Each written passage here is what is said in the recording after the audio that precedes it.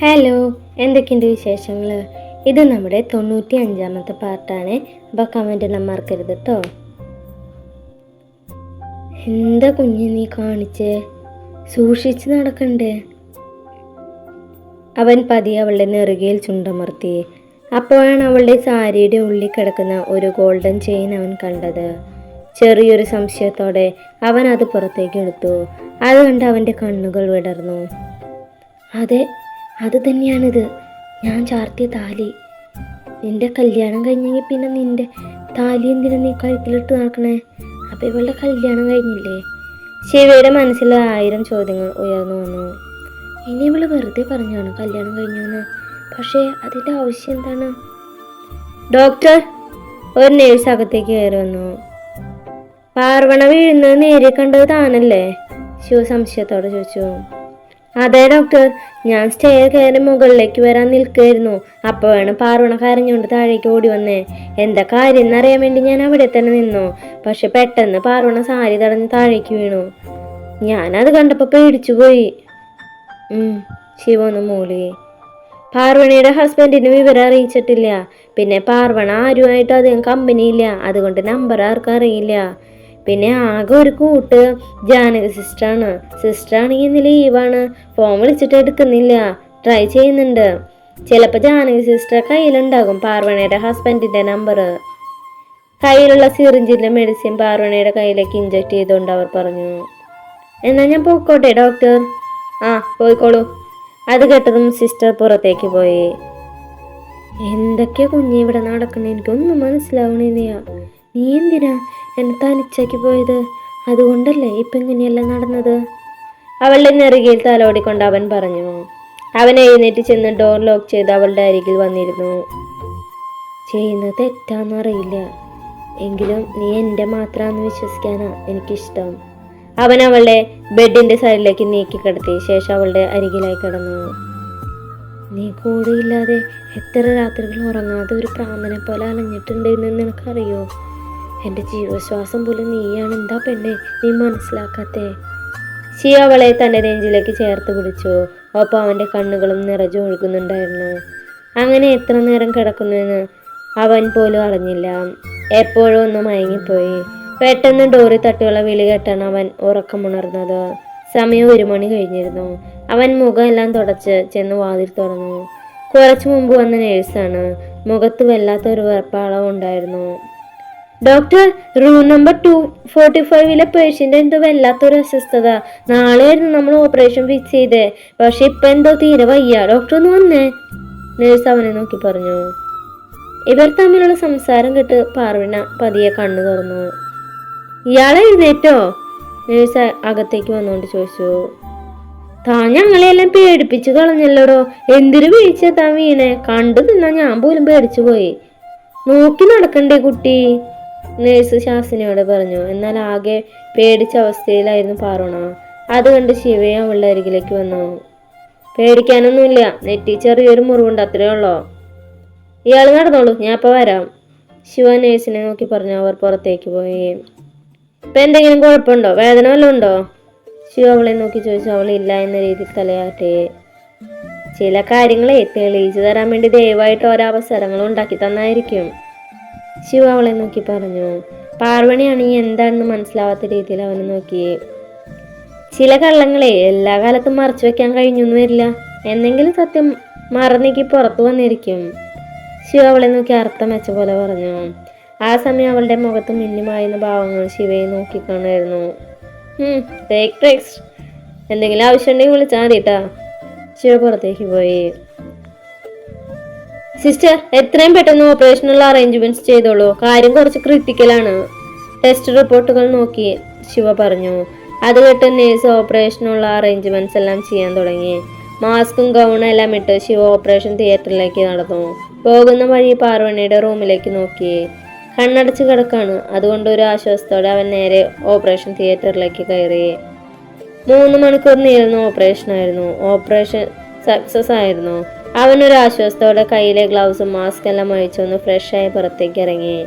അവൻ നേരെ പോയത് പാർവണയുടെ റൂമിലേക്കായിരുന്നു. ഡോറ് തുറന്ന് അകത്തേക്ക് നോക്കിയപ്പോൾ ബെഡിൽ ആരും ഉണ്ടായിരുന്നില്ല. തൊട്ടപ്പുറത്തായി നേഴ്സ് സാധനങ്ങളെല്ലാം ഒതുക്കി വെക്കുന്നുണ്ട്. പാർവണി എവിടെ? ശിവ അവരെ നോക്കി ചോദിച്ചു. പാർവണിയുടെ ഹസ്ബൻഡ് വന്നു ഡോക്ടർ. അവർ ഇപ്പോ അങ്ങോട്ട് ദേ ഇറങ്ങിയുള്ളൂ.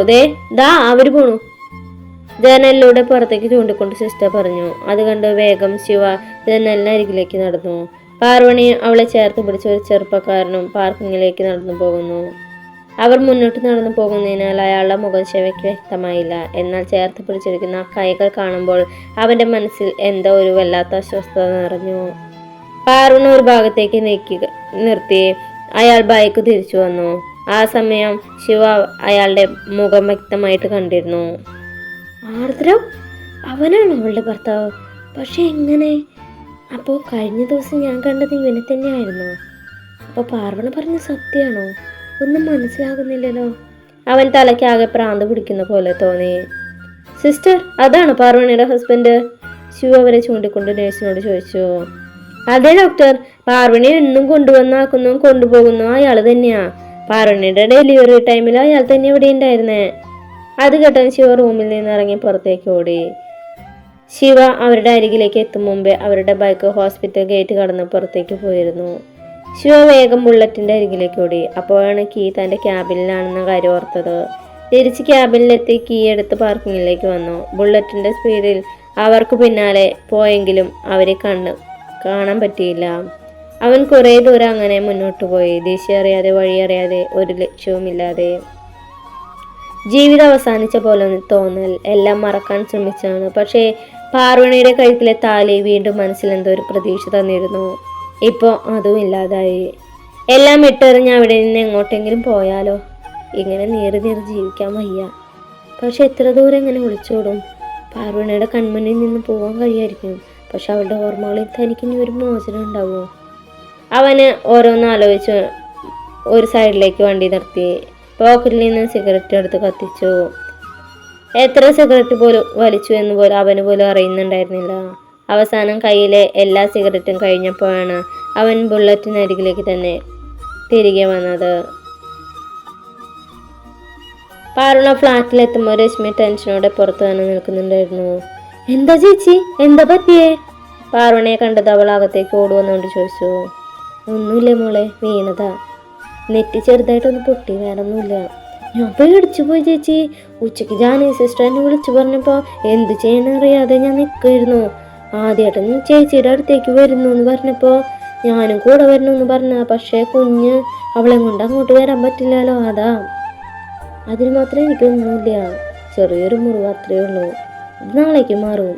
നീ എന്താ ഹോസ്പിറ്റലിൽ പോകുന്നില്ലേ? പാർവണ ചോദിച്ചു. ഞാൻ ഇന്ന് പോകുന്നില്ല ചേച്ചി, ചേച്ചിക്ക് വയ്യല്ലോ. അതിന് മാത്രം അസുഖമൊന്നും എനിക്കില്ല. നീ പോയി വേഗം റെഡിയാവാൻ നോക്ക്. വേണ്ട ചേച്ചി, ഒരു ദിവസം ലീവ് എടുത്തൊന്നും വെച്ച് കുഴപ്പമില്ല. അതൊന്നും പറ്റില്ല, വേഗം പോവാൻ നോക്കിയേ. അത് പറഞ്ഞ് അവൾ വേഗം രശ്മിയെ റൂമിൽ നിന്ന് ഉന്തി തള്ളി വിട്ടു. അണ്ണന് ഞാൻ ചായ എടുക്കാം. വേണ്ട തുമ്പി, എനിക്കൊന്നും വേണ്ട. നിനക്ക് കുഴപ്പമൊന്നുമില്ലല്ലോ? ഇല്ല കണ്ണ, കുഴപ്പമൊന്നുമില്ല. ഞാൻ പോയി ഒന്ന് ഫ്രഷ് ആവട്ടെ. അത് പറഞ്ഞ് അവൾ തൻ്റെ റൂമിലേക്ക് പോയി. കുഞ്ഞ് നല്ല ഉറക്കത്തിലാണ്. അവളുടെ തലയിൽ ചെറുതായൊന്ന് തലോടിക്കൊണ്ട് പാർവണ ബാത്റൂമിലേക്ക് പോയി. കുളിച്ചിറങ്ങിയിട്ടും കുഞ്ഞ് നല്ല ഉറക്കത്തിൽ തന്നെയാണ്. അതുകൊണ്ട് ശബ്ദമുണ്ടാക്കാതെ ഹാളിലേക്ക് ഇറങ്ങി അവൾ. രശ്മി അപ്പോഴേക്കും പോവാൻ റെഡിയായിരുന്നു. ഞാൻ പോവാണ് ചേച്ചി. പോകണമെന്നല്ല, പോവണം. കണ്ണ, നീ വേഗം വിളിച്ചു കൊണ്ടുപോകാൻ നോക്കിയേ. കണ്ണൻ അവളെയും വിളിച്ച് പുറത്തേക്ക് നടന്നു. പാർവണ ഡോർ ലോക്ക് ചെയ്ത് കുഞ്ഞിൻ്റെ അരികെ വന്നിരുന്നു. ചേച്ചി ഇന്ന് ഡ്യൂട്ടിക്ക് പോകുന്നില്ലേ? എന്തേ, വയ്യേ? രാവിലെ ഹോസ്പിറ്റലിൽ നിന്ന് വന്ന രശ്മി ചോദിച്ചു. ഇല്ല മോളെ, ഇന്നലെ രാത്രി മുതൽ ശിവമ്മക്കൊരു പനി പോലെ. അയ്യോ, എന്നിട്ട് കുറവില്ലേ ചേച്ചി? ആ, കുറവുണ്ട്. പക്ഷെ നല്ല വാശിയാണ്. അത് പിന്നെ അങ്ങനെയാണല്ലോ വരുള്ളൂ. ഈ അമ്മയുടെ അല്ലേ മോള്? പാർവണയെ നോക്കി പറഞ്ഞുകൊണ്ട് രശ്മി അകത്തേക്ക് പോയി. ഉച്ച കഴിഞ്ഞിട്ടും കുഞ്ഞ് നല്ല വാശിയിൽ തന്നെയാണ്. ഇടയ്ക്ക് പനിക്കുന്നുണ്ട്. എന്തായാലും ഡോക്ടറെ കാണിക്കേണ്ടി വരും. ഗവൺമെൻറ് ഹോസ്പിറ്റലിൽ ഈ സമയം നല്ല തിരക്കായിരിക്കും. ഇപ്പോൾ വർക്ക് ചെയ്യുന്ന ഹോസ്പിറ്റലിൽ പോകാമെന്ന് വെച്ചാൽ അവിടെ ശിവയുണ്ടാകും. എന്തായാലും ജാനകി ചേച്ചി ഒന്ന് വിളിച്ചു നോക്കാം. ഹലോ പാർവണ, കുഞ്ഞിനിപ്പോൾ എങ്ങനെയുണ്ട്? കുറവില്ലേ? ഇല്ല ചേച്ചി, നല്ല വാശിയിലാണ്. ഡോക്ടറെ ഒന്ന് കാണിക്കണം. അവിടെ ശിവരാഗ് ഡോക്ടർ ഉണ്ടോ? ഇല്ല മോളെ, ഡോക്ടർ ഇന്ന് എന്തോ വല്ലാത്ത ദേഷ്യത്തിലായിരുന്നു. മായ സിസ്റ്റർ കുറെ നേരം വഴക്ക് പറയുന്നത് കേട്ടു. കുറച്ചു മുമ്പ് ലീവ് എഴുതി ഡോക്ടർ പോവുകയും ചെയ്തു. അല്ല, കുഞ്ഞിനെ ശിവരാജ് ഡോക്ടറെയാണോ കാണിക്കണേ? സ്റ്റീഫൻ ഡോക്ടർ അല്ലേ കുട്ടികളുടെ ഡോക്ടർ? ശിവ ഡോക്ടറെ അവിടെ ഉണ്ടോന്ന് വെറുതെ ചോദിച്ചു എന്നുള്ളോ. കുഞ്ഞിനെ സ്റ്റീഫൻ ഡോക്ടറെ കാണിക്കാൻ തന്നെയാ. എന്നാ നേരം വൈകണ്ട, വേഗം വരാൻ നോക്ക്. ശരി ചേച്ചി. അത് പറഞ്ഞ് കോള് കട്ട് ചെയ്തു. സ്റ്റീഫൻ ഡോക്ടറെ മുന്നിൽ പോകാൻ ഒട്ടും താല്പര്യമില്ല. പക്ഷെ കുഞ്ഞിന്റെ കാര്യം ആയതുകൊണ്ടാണ്. രശ്മി കണ്ണനെ വിളിച്ച് വരാൻ പറയാമെന്ന് പറഞ്ഞെങ്കിലും വേണ്ട എന്ന് പറഞ്ഞു. കണ്ണനിപ്പോ വർക്കിംഗ് ടൈമാണ്. വെറുതെ അവനെ വിളിച്ച് ബുദ്ധിമുട്ടിക്കണ്ട എന്ന് കരുതി ഒരു ഓട്ടോ വിളിച്ചാണ് പോയത്. വൈകുന്നേരം ആവാറായതിനാൽ റോഡിൽ നല്ല ട്രാഫിക് ആണ്. അരമണിക്കൂറായി റോഡിൽ ട്രാഫിക്കിൽ പെട്ട് കിടക്കുകയായിരുന്നു. എല്ലാ കാര്യങ്ങളും പാർവണിയോട് തുറന്നു ചോദിക്കണമെന്ന് തീരുമാനിച്ചാണ് ശിവ രാവിലെ ഹോസ്പിറ്റലിൽ നിന്ന് ഇറങ്ങിയത്. കുറെ നേരം വെയിറ്റ് ചെയ്തിട്ട് അവളെ കാണാനില്ല. പിന്നീട് ജാനകി സിസ്റ്റർ വന്ന് പറഞ്ഞു അവൾ ലീവാണെന്ന്. അതിനിടയിൽ മായ സ്ഥിരം പരദൂഷണമായി വന്നപ്പോൾ ഉള്ള ദേഷ്യം മുഴുവൻ അവളുടെ മേൽ തീർത്തു. ഇന്ന് ലീവ് എടുക്കാമെന്ന് കരുതിയതാണ്. പിന്നീട് OP-യിലെ തിരക്ക് കണ്ടപ്പോൾ വേണ്ട എന്ന് കരുതി. ഉച്ച കഴിഞ്ഞപ്പോൾ തിരക്ക് കുറഞ്ഞു. അതുകൊണ്ട് മറ്റൊന്നും നോക്കാതെ ലീവ് എഴുതി കൊടുത്തിറങ്ങി. ഫ്ലാറ്റിലേക്ക് പോകുന്ന വഴി നല്ല ട്രാഫിക് ജാമായിരുന്നു. കുറെ നേരമായി റോഡിൽ തന്നെ നിൽക്കുകയായിരുന്നു.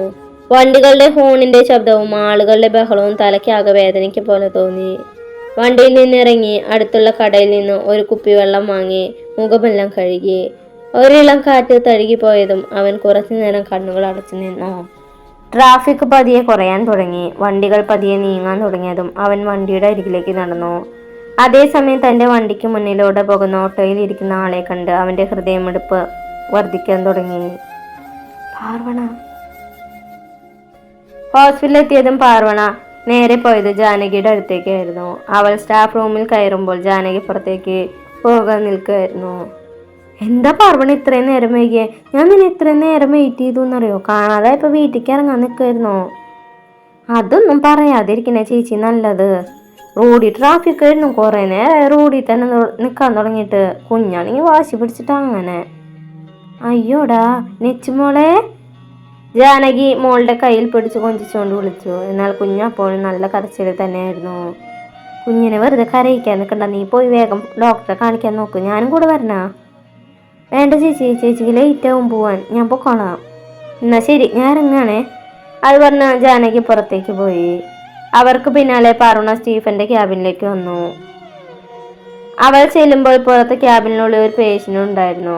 അതുകൊണ്ട് അവൾ പുറത്ത് തന്നെ നിന്നു. കുറച്ചു കഴിഞ്ഞ് അവൾ പുറത്തിറങ്ങിപ്പോയപ്പോൾ അവൾ കുഞ്ഞുമായി അകത്തേക്ക് പോയി. പ്രതീക്ഷിക്കാതെ പാർവണയെ അവിടെ കണ്ടപ്പോൾ സ്റ്റീഫൻ മുഖത്ത് ഒരു പുഞ്ചിരി വിടായിരുന്നു. ഇപ്പൊ എങ്ങനെയുണ്ട് പാർവണ? നെറ്റിയില്ല മുറിവ് കുറവില്ലേ? ഇപ്പൊ കുഴപ്പമൊന്നുമില്ല. എന്ത് തെറ്റി കുഞ്ഞിന്? വയ്യേ? ഇന്നലെ മുതൽ ചെറിയൊരു പനി ഇടയ്ക്കിടയ്ക്ക് വന്നു പോകുന്നുണ്ട്. കൂടെ നല്ല വാശിയും. ഞാനൊന്ന് നോക്കട്ടെ. അത് പറഞ്ഞ സ്റ്റീഫൻ കുഞ്ഞിനെ പരിശോധിക്കാൻ തുടങ്ങി. ഈ അടുത്തായല്ലേ പോളിയോ എടുത്തിട്ട്? അതിന്റെ ചെറിയൊരു എഫക്റ്റാണ്, പേടിക്കാനൊന്നുമില്ല. മെഡിസിൻ തരാം, അത് കൊടുത്താൽ മതി കേട്ടോ. അത് പറഞ്ഞ ഡോക്ടർ മെഡിസിൻ എഴുതുമ്പോൾ പെട്ടെന്ന് ഡോർ തുറന്ന് ആരോ അകത്തേക്ക് വന്നു. എന്താ ഡോക്ടർ? പെട്ടെന്ന് ശിവയെ കണ്ടോ സ്റ്റീഫൻ എഴുന്നേറ്റുകൊണ്ട് ചോദിച്ചു. നത്തിങ്, ഞാൻ സ്റ്റീഫനെ ഒന്ന് കാണാൻ വന്നതാ. അത് പറഞ്ഞ് അവൻ അകത്തേക്ക് കയറി വന്നു. ഇരിക്കു ഡോക്ടർ, ഞാനിരുന്ന് എഴുതി കൊടുക്കട്ടെ. അത് പറഞ്ഞ് സ്റ്റീഫൻ വീണ്ടും എഴുതാൻ തുടങ്ങി. അറിയാതെ പോലും ശിവയുടെ മുഖത്തേക്ക് നോക്കാതിരിക്കാൻ പാർവണ ശ്രമിച്ചിരുന്നു. പാർവണ എങ്ങനെ വന്നേ? പ്രിസ്ക്രിപ്ഷൻ പാർവണയ്ക്ക് നേരെ നീട്ടിക്കൊണ്ട് സ്റ്റീഫൻ ചോദിച്ചു. ഓട്ടോയിലാണ്. വയ്യാത്ത കുഞ്ഞിനെയും കൊണ്ട് ഓട്ടോയിലാണ് വന്നത്? ഒരു 10 മിനിറ്റ്, ഞാൻ എന്തായാലും ഇറങ്ങാറായി. ഞാൻ വീട്ടിലാക്കാം. വേണ്ട ഡോക്ടർ, ഞാൻ എങ്ങനെയെങ്കിലും പോയിക്കൊള്ളാം. പാർവണ പരിഭ്രമത്തോടെ പറഞ്ഞ് അവിടെ നിന്ന് ഇറങ്ങി. അതേസമയം പാർവണയുടെ കയ്യിലുള്ള കുഞ്ഞിന്റെ മുഖത്തേക്ക് തന്നെ നോക്കുമായിരുന്നു ശിവ.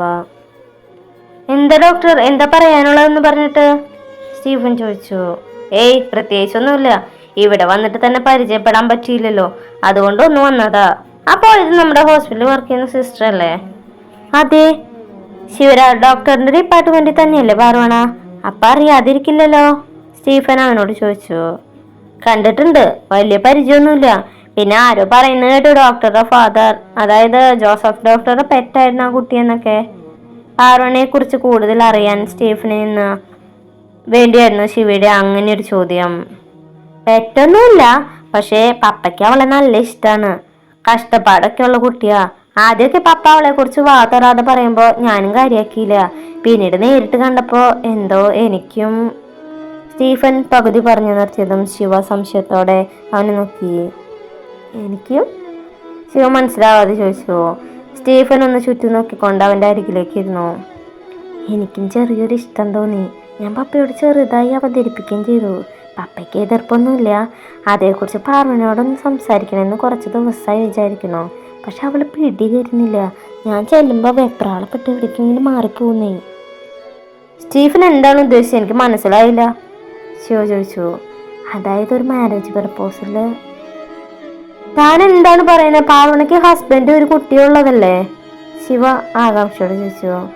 അത് കേട്ട് സ്റ്റീഫൻ ചിരിക്കുകയാണ് ചെയ്തത്. അതിൻ്റെ അർത്ഥം മനസ്സിലാവാതെ ശിവയായിരുന്നു. ഭർത്താവ് ഉണ്ടായിരുന്നു എന്ന് പറയുന്നതായിരിക്കും കുറച്ചുകൂടെ നല്ലത്. അവൾ ഡിവോഴ്സിയാണ്. പിന്നെ ഒരു കുഞ്ഞ്. അതെനിക്ക് വലിയ പ്രശ്നമായിട്ട് തോന്നിയിട്ടില്ല. എൻ്റെ കുഞ്ഞിനെ പോലെ ഞാൻ സ്നേഹിക്കാം. അവൾക്ക് കൂടെ താല്പര്യം ഉണ്ടെങ്കിൽ നേരിട്ട് മാരേജ് നടത്താനാണ് എൻ്റെ തീരുമാനം. വാട്ട്? അപ്പോൾ പാർവണ അവളുടെ സെക്കൻഡ് മാരേജ് കഴിഞ്ഞല്ലേ? ശിവ ചെയറിൽ നിന്ന് ചാടി എണീറ്റുകൊണ്ട് ചോദിച്ചു. സെക്കൻഡ് മാരേജാ? അത് കേട്ട് സ്റ്റീഫൻ വീണ്ടും ചിരിക്കാൻ തുടങ്ങി. അത് കേട്ട് ശിവയ്ക്ക് മനസ്സിൽ വല്ലാത്ത ദേഷ്യം ഉയർന്നു വരുന്നുണ്ടായിരുന്നു. ഒരു മാരേജ് കഴിഞ്ഞെന്ന് ശരിയാണ്. അതിലുള്ളതാണ് അവളുടെ കയ്യിലിരിക്കുന്ന കൊച്ച്. അല്ലാതെ വേറെ മാരേജ് ഒന്നും ചെയ്തിട്ടില്ല. പിന്നെ ഇവിടെ പലരുടെയും വിചാരം അവൾക്ക് ഹസ്ബൻഡും ഉണ്ടെന്നാണ്. പക്ഷെ പപ്പ പറഞ്ഞ് എനിക്കറിയാം അവളിപ്പോ ഒറ്റയ്ക്കാണ്. അപ്പൊ അവിടെ വൈകുന്നേരം രാവിലെയും എല്ലാം കൊണ്ടുവിടുന്ന ആരാ?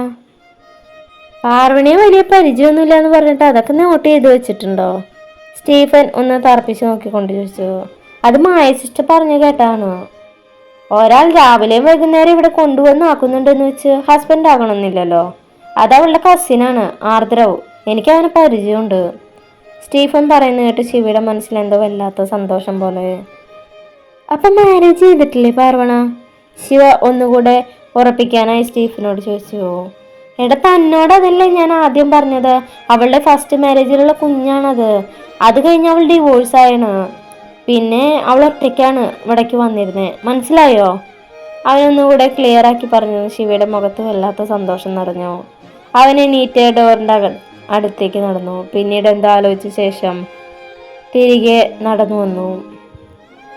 താനിനി പാർവണെ മറ്റൊരു കണ്ണുകൊണ്ട് കാണരുത് കേട്ടാ, ശിവ ഗൗരവത്തിൽ പറഞ്ഞ് ഡോർ തുറന്ന് പുറത്തേക്ക് പോയി. അവൻ പറഞ്ഞതിൻ്റെ അർത്ഥം മനസ്സിലാവാതെ സ്റ്റീഫൻ അവിടെ തന്നെ ഇരുന്നു. ശിവ നേരെ പോയത് സ്റ്റാഫ് റൂമിലേക്കാണ്. ജാനകി അന്വേഷിച്ചായിരുന്നു അവൻ അവിടേക്ക് എത്തിയത്. പക്ഷേ ഡ്യൂട്ടി കഴിഞ്ഞതിനാൽ ജാനകി അവിടെ നിന്നും പോയി എന്ന് മനസ്സിലായി. പാർവണയുടെ നമ്പറോ അഡ്രസ്സോ ഒരു ഡീറ്റെയിൽസും കയ്യിലില്ല. ഇനി അവളെ കാണാൻ നാളെ ആവണമെന്ന് ഓർത്തപ്പോൾ അവനാകെ ഒരു അസ്വസ്ഥത തോന്നി. അവൾ അധിക ദൂരം പോയി കാണാൻ സാധ്യതയില്ല. അവൻ വേഗം പുറത്തേക്ക് ഇറങ്ങി. ബുള്ളറ്റ് മുന്നിലേക്ക് എടുത്തു. മറ്റൊരു വണ്ടി അവൻ്റെ മുന്നിൽ വന്ന് ഒരുമിച്ചായിരുന്നു. അതിൽ നിന്ന് ഇറങ്ങി വരുന്ന രണ്ടുപേരെ കണ്ട് ശിവ അത്ഭുതത്തോടെ നിന്നു. ആ രണ്ടുപേരുടെ അവസ്ഥ മറിച്ചല്ലായിരുന്നു. ആർദ്രവ്, രശ്മി. ശിവ വണ്ടി ഓഫ് ചെയ്ത് അവരുടെ അടുത്തേക്ക് നടന്നു. തന്നെ കണ്ടതും രശ്മിയുടെ ആർദ്രവന്റെ മുഖത്തുള്ള പതർച്ച ശിവ ശ്രദ്ധിച്ചിരുന്നു. നിങ്ങളെന്താ ഇവിടെ? ശിവ അവരെ നോക്കി ചോദിച്ചു. ഞാനിവിടെ വർക്ക് ചെയ്യുന്ന ചേട്ടായി, രശ്മി പുഞ്ചിരി വരുത്തിക്കൊണ്ട് പറഞ്ഞു. ഓ, പാർവണിയുടെ കൂടെ ആയിരിക്കും അല്ലേ? ശിവ അവളെ നോക്കി ചോദിച്ചു. രശ്മി കണ്ണനെ ഒന്ന് നോക്കി. പാർവണിയോ? അവൾ എവിടെയാന്ന് ഞങ്ങൾക്കറിയില്ല ശിവ. അത് പറഞ്ഞ കണ്ണനായിരുന്നു. ഇത് വലിയ അത്ഭുതമാണല്ലോ. ഒരേ ഹോസ്പിറ്റലിൽ വർക്ക് ചെയ്തിട്ടും രശ്മി ഇതുവരെ പാർവണിയെ കണ്ടിട്ടില്ല എന്നോ? അതിനേക്കാൾ അത്ഭുതവും ദിവസവും രാവിലെയും വൈകുന്നേരം അവളെ കൊണ്ടുവരികയും തിരിച്ചു കൊണ്ടുപോകുകയും ചെയ്യുന്ന ആർദ്രവന് അവൾ എവിടെയാണെന്ന് അറിയില്ല എന്നോ? ശിവ പറയുന്നത് കേട്ട് രശ്മിയും കണ്ണനും മുഖത്തോട് മുഖം നോക്കി. നിങ്ങൾ നിന്ന് വേർക്കണ്ട, ഞാൻ എല്ലാ സത്യങ്ങളും അറിഞ്ഞു. എന്നാലും എല്ലാം അറിഞ്ഞിട്ടും ആർദ്രവ് ഈ നാടകത്തിന് കൂട്ടു നിൽക്കുന്നു ഞാൻ കരുതിയില്ല. അതിന് പിന്നെ കുറച്ച് കാരണങ്ങൾ കൂടി ഉണ്ടായിരുന്നു ശിവ. ഞാനതെല്ലാം പറയാം. എനിക്കിപ്പോൾ കുറച്ച് തിരക്കുണ്ട്, നമുക്ക് പിന്നെ കാണാം. കണ്ണൻ വാച്ച് നോക്കിക്കൊണ്ട് പറഞ്ഞു. ഓക്കെ, ശിവ സമ്മതിച്ചു. കണ്ണൻ ബൈക്കുമായി കയറ്റി കടന്നുപോയി. ആദ്യം എൻ്റെ ഡ്യൂട്ടി ടൈം 7 വരെയാണ്. അതിനിടെ സ്പെഷ്യൽ ടൈം വാങ്ങിയിട്ടാണ് എന്നെയും പാർവണ ചേച്ചിയും പിക്ക് ചെയ്യാൻ വരുന്നേ. അവൻ പോയി നോക്കി രശ്മി പറഞ്ഞു.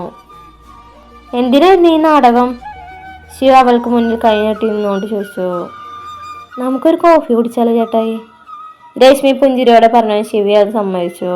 അവർ രണ്ടുപേരും കൂടെ പോയത് ക്യാൻറ്റീനിലേക്കായിരുന്നു. തുമ്പി ചേച്ചി ഒന്നും ആരും അറിയരുതെന്നാണ് പറഞ്ഞിരുന്നത്. അന്ന് പാർവണ വീട് വിട്ട് ഇറങ്ങിയത് മുതലുള്ള കാര്യങ്ങൾ രശ്മി അവനോട് തുറന്നു പറഞ്ഞു. പക്ഷേ ഇതിനേക്കാൾ ഉപരി ഞങ്ങളറിയാത്തൊരു കാര്യം ചേച്ചിയുടെ മനസ്സിലുണ്ട്. ആ കാരണമാണ് ചേച്ചിയെ കൊണ്ട് ഇങ്ങനെയൊക്കെ ചെയ്യിപ്പിക്കുന്നത്. ഞങ്ങളെല്ലാവരും മാറി മാറി ചോദിച്ചിട്ടും ആ കാര്യത്തെക്കുറിച്ച് തുറന്നു പറഞ്ഞിട്ടില്ല. രശ്മി പറയുന്നെല്ലാം കേട്ട് ശിവ ഒന്ന് മൂളുക മാത്രം ചെയ്തു. എൻ്റെ കുഞ്ഞ്. അത് പറയുമ്പോൾ അവൻ്റെ സ്വരം ഇടറുന്നുണ്ടായിരുന്നു. വീട്ടിലുണ്ട്, ശിവാംശി എന്നാണ് പേര്. ഞങ്ങളെല്ലാവരും നെച്ചുമോളേന്ന് വിളിക്കും. ചേച്ചി ശിവമോളേന്നാണ് വിളിക്കുക. അത് കേൾക്കുമ്പോൾ ഞാൻ എപ്പോഴും കളിയാക്കും, ചേട്ടയുടെ ഓർമ്മയ്ക്ക് വേണ്ടിയാണ് പേര് വിളിക്കണേന്ന്. അപ്പൊ ചേച്ചി പറയും മഹാദേവന്റെ പേരായതുകൊണ്ടാണ് അങ്ങനെ വിളിക്കുന്നതെന്നൊക്കെ. എനിക്കറിയാം ചേട്ടന്റെ പേര് അങ്ങനെ ആയതുകൊണ്ടാ. ഇപ്പൊ 8 മാസമായി മോൾക്ക്. അവൾക്ക് ചേച്ചിയുടെ വാശി മുഴുവൻ കിട്ടിയിട്ടുണ്ട്. പക്ഷെ മോളെ കാണാൻ ചേട്ടനെ പോലെയാ, ചേട്ടന്റെ തനി പകർപ്പാ. ഞാനത് പറയുമ്പോൾ തുമ്പി ചേച്ചി അങ്ങനെയൊന്നുമില്ല എന്ന് പറയും. പക്ഷെ ആദ്യമായിരുന്നു ആരും പറയാറുണ്ട്. പെട്ടെന്ന് രശ്മി അബദ്ധം പറ്റിയ പോലെ നാവ് കടിച്ചു. ആരുവോ? ശിവ അത് കേട്ടത് ഞെട്ടിക്കൊണ്ട് ചോദിച്ചു. അത് എനിക്ക് മാറിപ്പോയതാ ചേട്ടായി. രശ്മി സത്യം പറയ്, ആരുവിനെല്ലാം അറിയായിരുന്നോ? അറിയാം ചേട്ടായി. ചേച്ചി ആദ്യം ആരുവിൻ്റെ ഒപ്പമായിരുന്നു ഉണ്ടായിരുന്നേ. പിന്നീട് ഡെലിവറി ടൈം ആയപ്പോൾ ഒരാൾ സഹായത്തിന് വേണം എന്നതുകൊണ്ട് ഞാൻ ഇങ്ങോട്ടേക്ക് വന്നതാ. ആദ്യമാണ് എൻ്റെ കൂടെ വന്നപ്പോൾ അവിടെ നാട്ടിൽ അച്ഛനും അമ്മയ്ക്കും ഒറ്റയ്ക്കാണല്ലോ, അതുകൊണ്ട് ആരും അങ്ങോട്ടേക്ക് പോയി. എടാ കൊള്ളനടിയാ, നീ എന്നെ പറ്റിച്ചോല്ലേ. എന്താ അവൻ്റെ അഭിനയം, നിനക്ക് ഞാൻ വെച്ചിട്ടുണ്ടടാ, ഇങ്ങോട്ട് പോടാ നീ, ശിവ മനസ്സിൽ പറഞ്ഞു. ഏട്ടന് മോളെ കാണണ്ടേ? രശ്മി ചോദിച്ചതും ശിവയുടെ കണ്ണുകൾ നിറഞ്ഞിരുന്നു. എൻ്റെ കുഞ്ഞെവിടെയാ? ഫ്ലാറ്റിലുണ്ട്, അവിടേക്ക് കുറച്ച് ദൂരമുണ്ട്, ഞാൻ ചേട്ടയുടെ കൂടെ വരാം. വേണ്ട മോളെ, സ്ഥലം പറഞ്ഞു തന്നാൽ മതി, ഞാൻ പൊക്കോളാം. അത് ചേട്ടായി. രശ്മി പേടിക്കണ്ട, അവിടെ പ്രശ്നമൊന്നും ഉണ്ടാവില്ല, ഞാൻ ശ്രദ്ധിച്ചോളാം. അവനത് പറഞ്ഞതും രശ്മി പാർവണിയുടെ ഫ്ലാറ്റ് എവിടെയാന്ന് പറഞ്ഞു കൊടുത്തു. ശിവയുടെ മനസ്സ് സന്തോഷം കൊണ്ട് തുടി കൊട്ടുകയായിരുന്നു. പാർവണ ഇപ്പോഴും എൻ്റെ മാത്രമാണ്, പിന്നെ ഞങ്ങളുടെ മോളും. അവൻ ബൈക്ക് സ്പീഡിൽ തന്നെ മുന്നോട്ട് കുതിച്ചു. രശ്മി പറഞ്ഞതനുസരിച്ച് ഒരു ഫ്ലാറ്റിന് മുമ്പിലാണ് വന്നു നിന്നത്. ലിഫ്റ്റ് കയറാൻ പോലും സമയം കളയാതെ അവൻ സ്റ്റെയർ കയറി ഓടിക്കയറി. രശ്മി പറഞ്ഞ ഫ്ലാറ്റിന് മുന്നിലെത്തിയതും അവൻ ഒന്ന് ശ്വാസം വലിച്ചു, ഉള്ളിലേക്ക് അതപ്പടക്കി. ശേഷം വിറയാർന്ന കൈകളോടെ കോണിംഗ് ബെല്ല് പ്രസ് ചെയ്തു. പതിവില്ലാതെ ആരോ ബെല്ലടിക്കുന്നു കേട്ട് കുഞ്ഞിനെ ബെഡിൽ കിടത്തി പാർവണ ഹാളിലേക്ക് വന്നു.